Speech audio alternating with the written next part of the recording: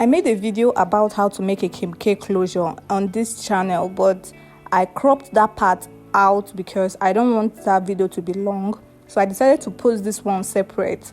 In this video, I'm going to be showing you how to mark out your guidelines when you are trying to make a closure, especially Kimkay closure. Okay, so just watch closely and observe what I'm doing in this video. Okay, if you are interested in making closures, you can subscribe to this channel. Go and watch that video of how I made a Kimkay closure. I'll start posting wig tutorials, closure tutorials once I'm monetized on this channel, so you guys should watch my videos to the end. Okay, support your baby girl. Go and watch all my videos that you have missed on this channel. Okay, I love you guys and thank you guys for the support you guys give me on this channel. Like, I'm very grateful.